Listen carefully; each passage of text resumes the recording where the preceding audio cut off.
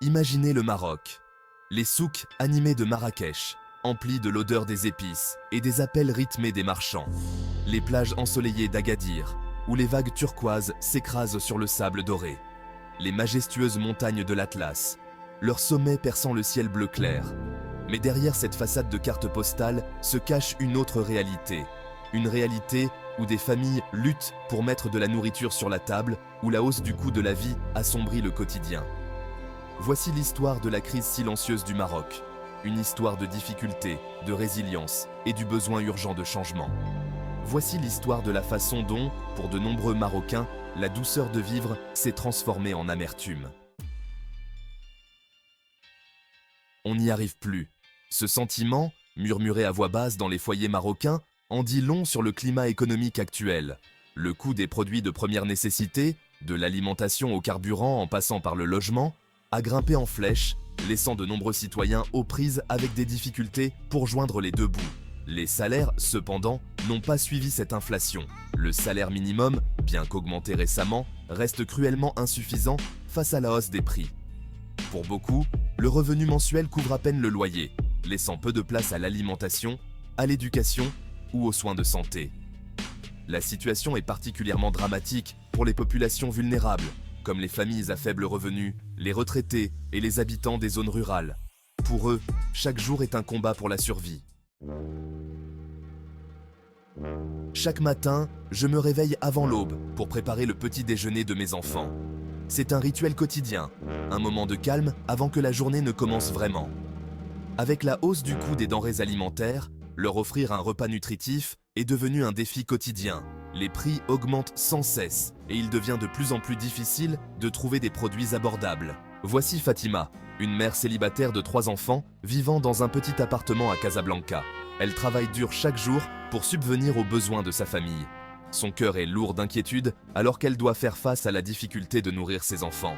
Chaque repas est une bataille, chaque jour une lutte pour trouver de quoi les nourrir. Ma maigre pension, qui suffisait autrefois à couvrir mes dépenses, ne peut plus suivre la hausse du coût de la vie.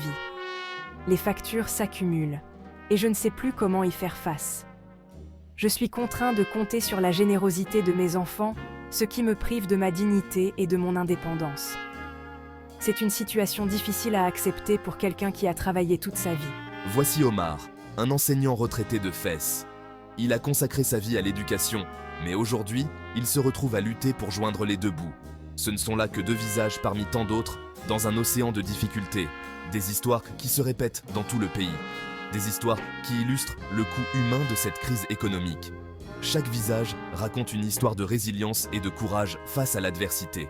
Elle nous rappelle cruellement que derrière les statistiques et les indicateurs économiques se cachent de vraies personnes, des familles qui luttent pour survivre, qui luttent pour faire face aux dures réalités de la vie quotidienne. Leur force et leur détermination sont une source d'inspiration pour nous tous. Les raisons de cette crise économique sont complexes et multiples. Elles ne peuvent pas être attribuées à un seul facteur. Des facteurs mondiaux, tels que la guerre en Ukraine et son impact sur les prix de l'énergie et des denrées alimentaires, ont exacerbé la situation. Ces événements ont sans aucun doute joué un rôle crucial dans l'augmentation des coûts de la vie quotidienne. Cependant, les politiques nationales et les problèmes structurels du Maroc ont également aggravé la situation. Les décisions prises par le gouvernement ont eu des répercussions significatives. Un facteur clé est la forte dépendance aux importations, en particulier pour l'alimentation et l'énergie. Cette dépendance crée une vulnérabilité. En effet, le Maroc importe une grande partie de ses besoins en énergie et en produits alimentaires, ce qui le rend sensible aux fluctuations des prix mondiaux. Cette dépendance rend le Maroc vulnérable aux fluctuations des prix mondiaux, sur lesquels il a peu de contrôle. Les consommateurs ressentent directement ces variations.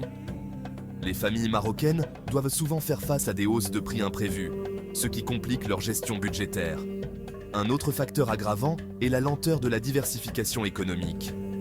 Le Maroc peine à développer de nouveaux secteurs économiques. Malgré les efforts déployés pour promouvoir d'autres secteurs, comme les technologies et les énergies renouvelables, les résultats tardent à se concrétiser. L'économie marocaine reste fortement tributaire de l'agriculture et du tourisme, 2 secteurs vulnérables aux chocs extérieurs. Les aléas climatiques et les fluctuations du tourisme international affectent ces secteurs.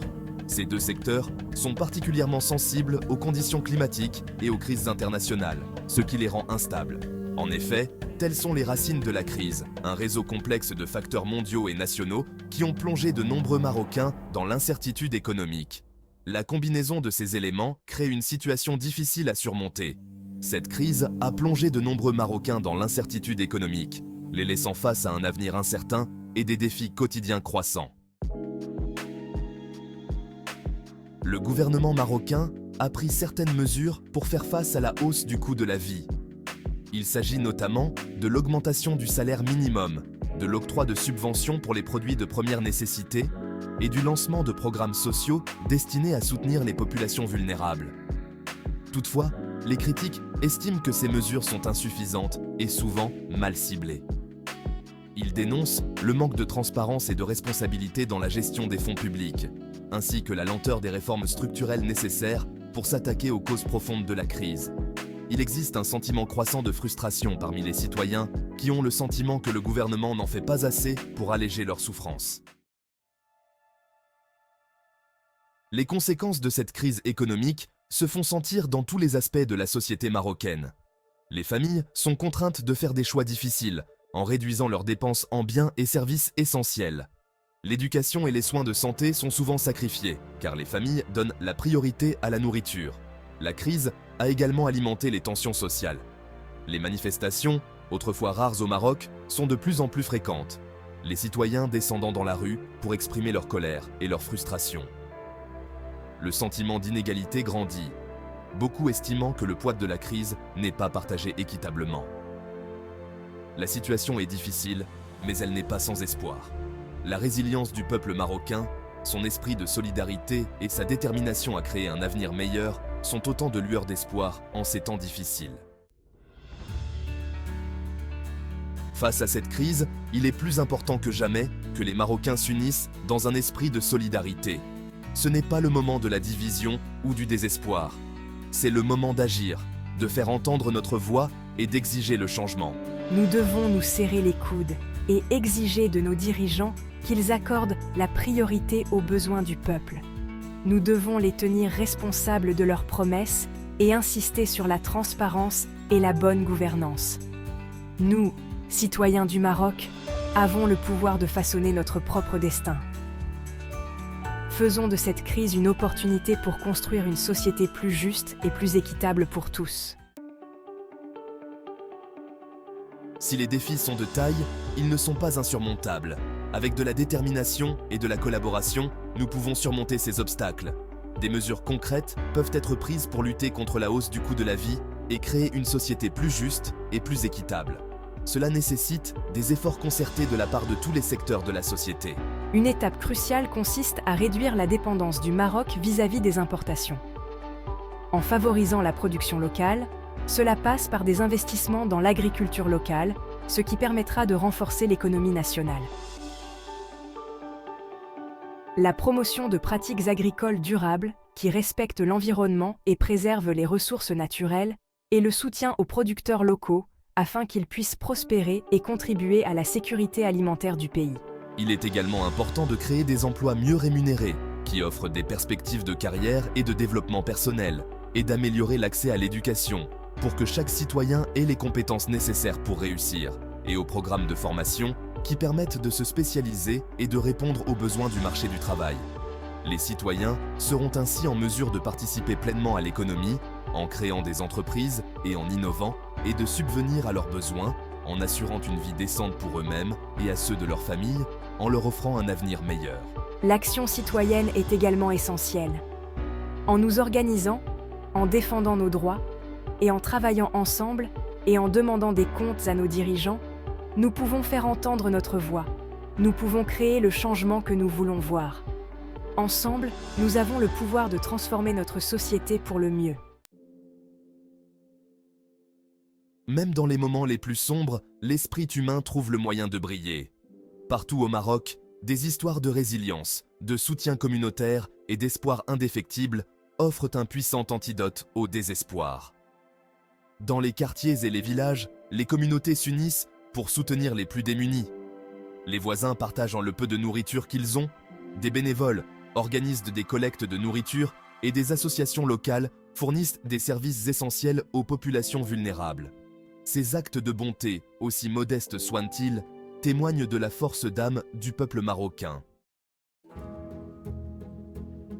Imaginez un Maroc où chacun a accès à une alimentation, un logement et des soins de santé abordables. Un Maroc où l'éducation est valorisée et accessible à tous, quel que soit son milieu d'origine. Un Maroc où le travail acharné est récompensé et où chacun a la possibilité de s'épanouir pleinement. C'est le Maroc que nous devons nous efforcer de créer. Un Maroc fondé sur les principes de justice sociale, d'opportunités économiques et de prospérité partagée. La route sera longue et semée d'embûches, mais nous ne devons jamais perdre de vue cette vision. Les défis auxquels le Maroc est confronté sont réels, mais notre pouvoir collectif de les surmonter l'est tout autant. Saisissons ce moment, non pas avec désespoir, mais avec une détermination renouvelée à construire un avenir meilleur pour nous-mêmes et pour les générations à venir. Faisons entendre notre voix, exigeons le changement et travaillons ensemble à la création d'un Maroc qui reflète nos valeurs communes de justice, d'égalité et d'opportunité pour tous. Le temps de l'action est venu, l'avenir du Maroc en dépend.